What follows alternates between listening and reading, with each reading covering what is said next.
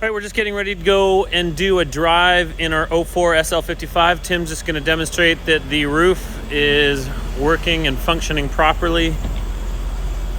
And we'll make sure that we show you that the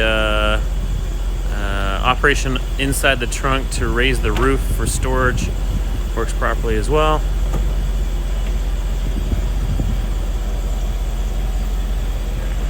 And then back down.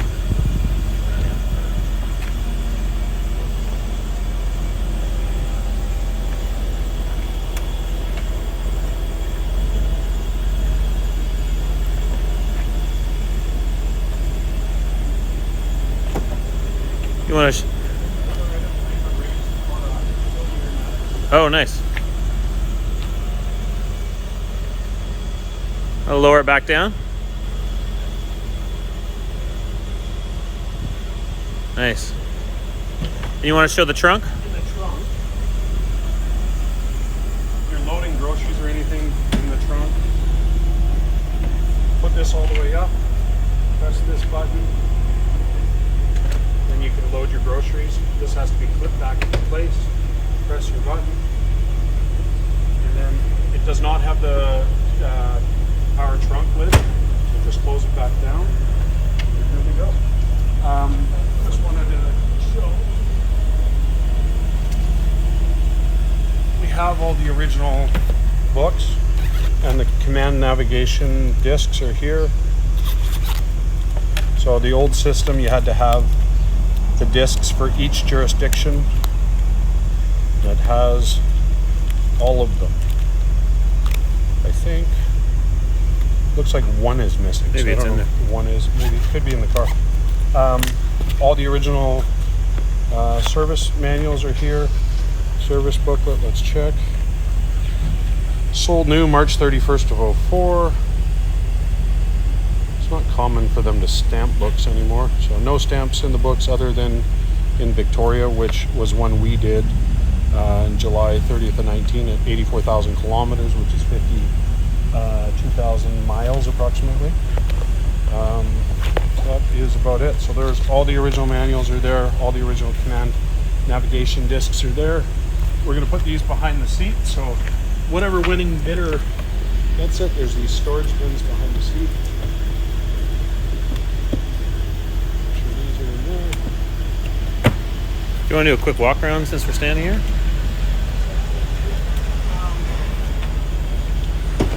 So this car was owned by a very good client of ours that has a home in Vancouver, British Columbia, and one in Santa Monica. So he had this car at his house in Santa Monica for quite some time, and then decided to bring it home to Vancouver. So the majority of its life, I think, up until 2011 or 2012, it was in Santa Monica. He has a massive car collection that consists of 300 SL Going and Roadster and Cobra 289 and Ferrari Daytona, Ferrari 458. He's got about a dozen cars, and this was sort of his daily driver. Last year when we took the car back, this lower chin spoiler had some scuffs and stuff on it. We took it down to our body shop, had it painted. You can see all the original option code sticker is here.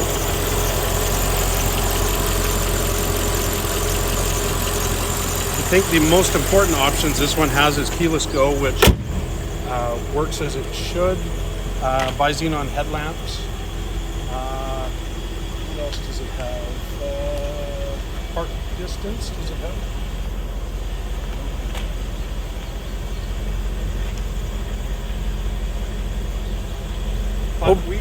We just spent almost, I think, $7,000 doing all the suspension issues that are inherent with these cars. The receipt should be uploaded. This one is brilliant silver metallic with ash gray leather with walnut wood trim. Actually, this is good.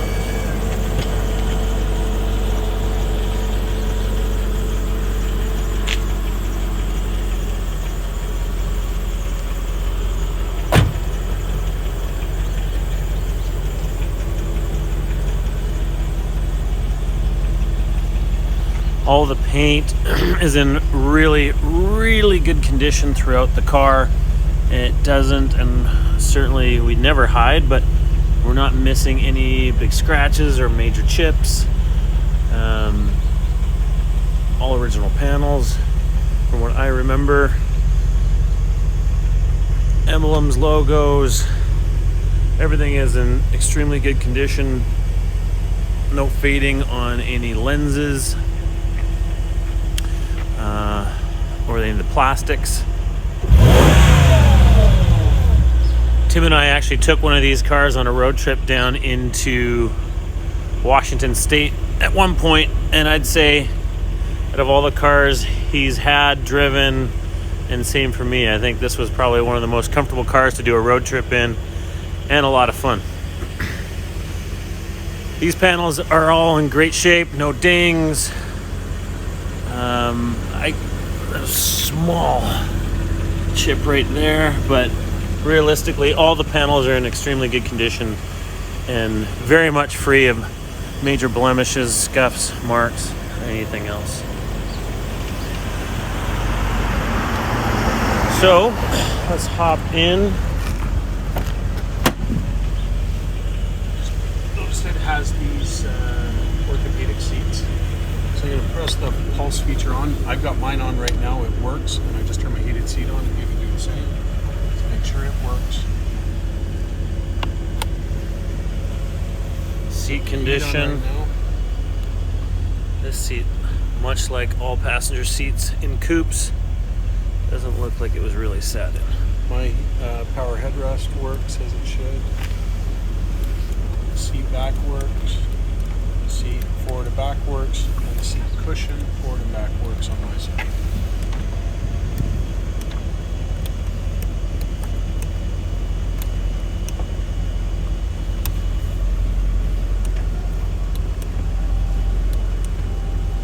All the functions of the passenger seat work as well. Okay. You put one on. So, any of these cars, I think a few things that you want to make sure work. The keyless go system, which is on the top of the shifter here. Press it in. Starts the car as long as the key is in the car. Right now I have it in the center console, so there's the key. As long as it's in the car or in your pocket or purse or whatever it may be, you're good to go. I just reset the trip odometer. Current mileage is 52,435 miles. And just going through the different items. Exterior temperature displays 46 degrees Fahrenheit, which it is right now. The B service is due in 9,900 miles, so it was just done, a couple hundred miles ago at TC Motors. TC Motors has been in business for 25 years, and one of the techs there that would have worked on this car, I worked with him at Mercedes-Benz, and he was the master technician and the shop foreman and opened up his own shop. A very, very great mechanic. If nobody's driven an SL55 and you're looking at it, the sound of these is incredible. You have the touch shift in the center console, so a lot of other cars you have to select which gear you're in. Right now I'm in second gear, so there's two places you can shift. You can shift in the center console, or you can shift on the back of the steering wheel. So I just shift to third. Now on the left side is to shift down. I'm in first gear.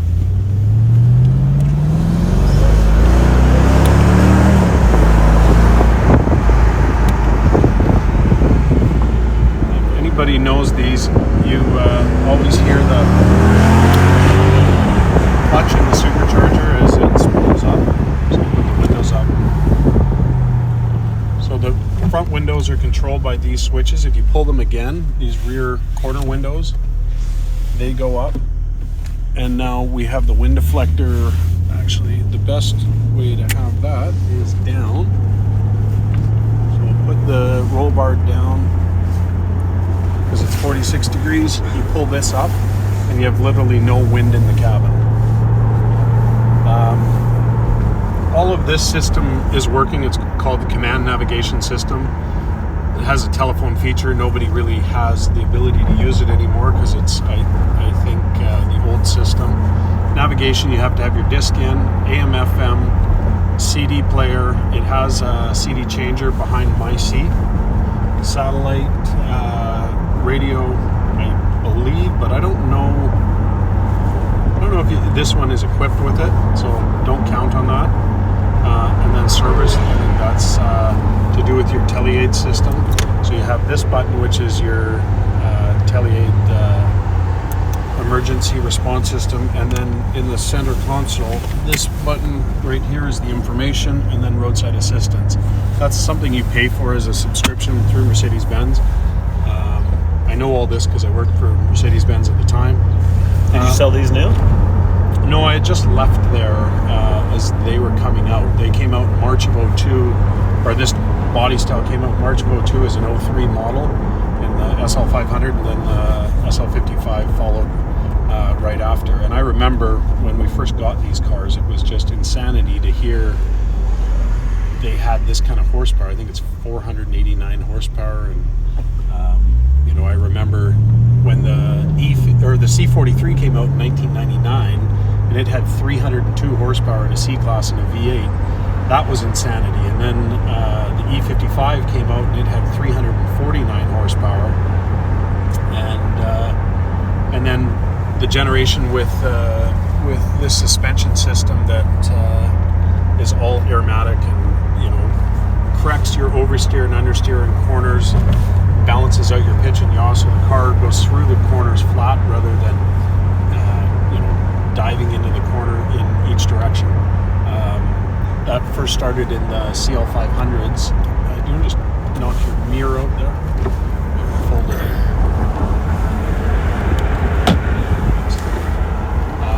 So this suspension system started in the CL500, and I remember it just being so advanced, and the first drive in the CL500 saying, they have to stop building cars. This is as good as it gets. And anybody that remembers back to 2000 when that came out, I think will agree with me. It was so far ahead of its time.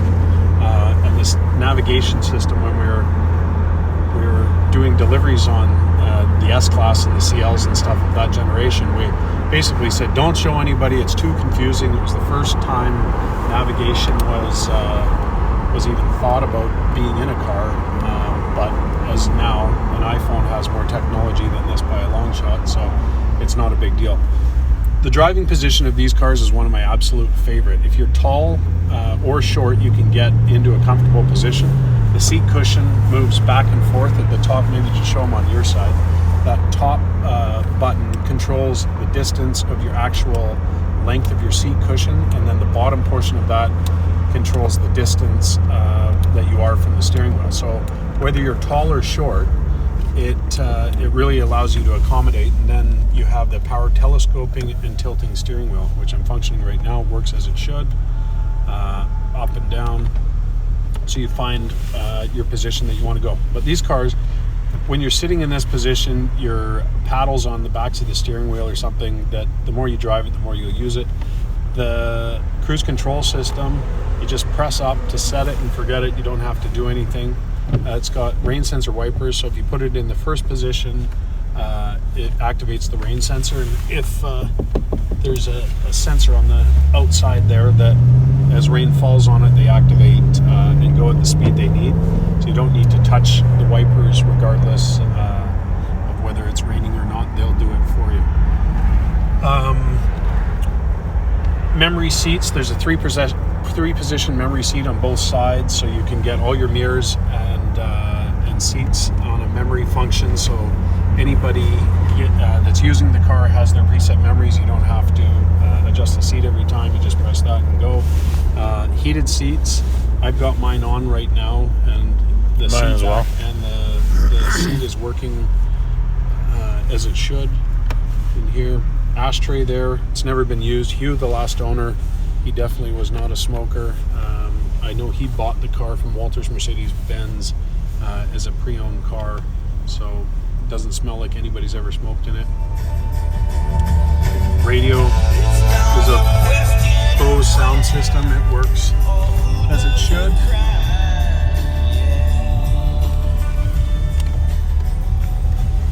All the dash and everything is in great shape. It doesn't have any real weather issues. A lot of these cars, they sat in the Florida sun or whatnot and just had their leather baked.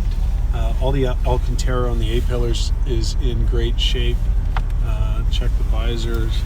The lights work on the visors. The visor doors are good on my side.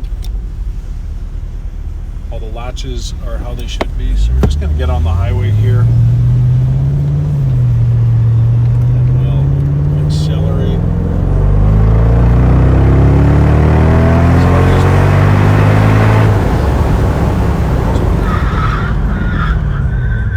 Back down to 0.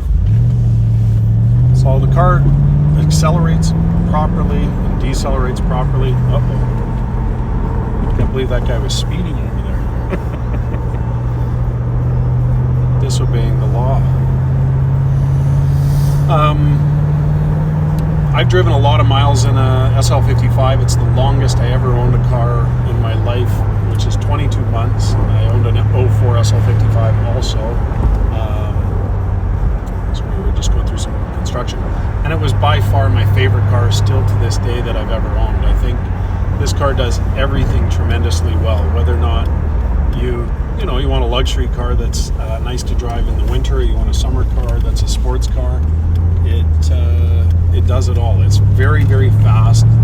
It's nice to drive. I like it actually a lot more than the later model SL63s in many ways. I think this motor and transmission, the 5-speed automatic transmission, it's not searching for a gear ever. It always seems to be in the right position. I think when I went over that bump, it activated traction control. So I had it in active body control sport. Now I just turned it off to the comfort mode.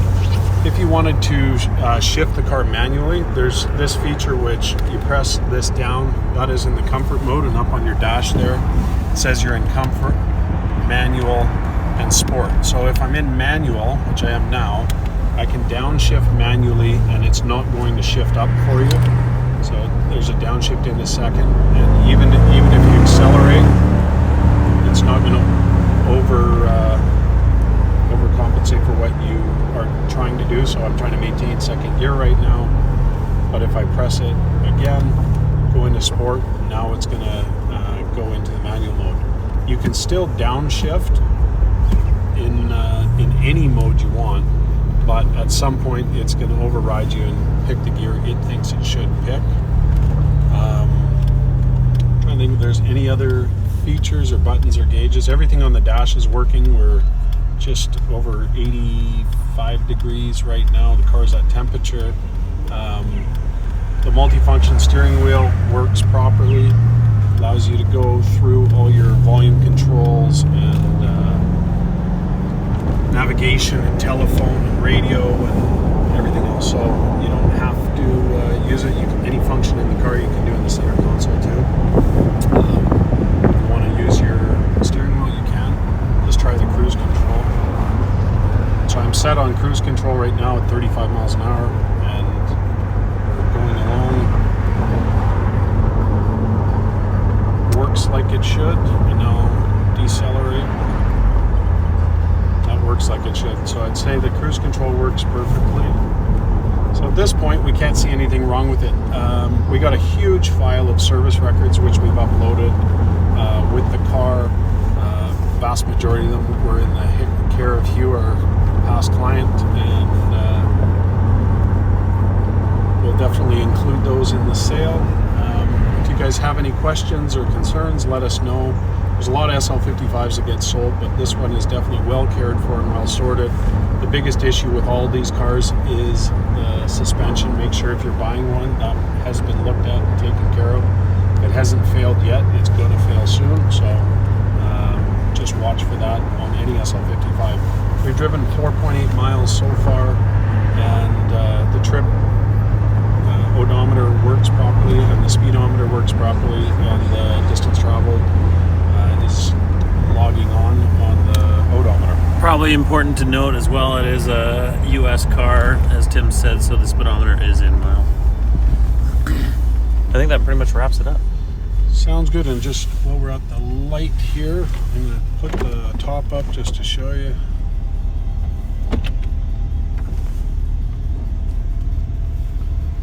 Have a look at the headliner. It does not have the panoramic roof. It was a question somebody asked earlier.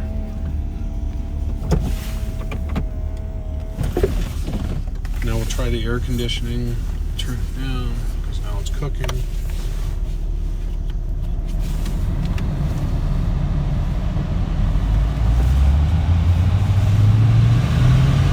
I'd say that's as cold as it should be. The air conditioning system works properly. I think that's about it. So if you have any other questions, let us know. This car is U.S. goods returning, so it just goes back to the U.S. easily. We're going to sell it as being able to be picked up in Blaine, Washington. We'll get it there just at auction end. You can arrange shipping from Blaine, Washington. If you want us to arrange it, we'll help do so. You just pay for the shipping from there. Anybody in Canada that wants to keep the car, we're happy to keep the car on this side of the border for you and just charge you the provincial sales tax in your province. Good luck with bidding. Any questions? Put them in the comments. Thank you.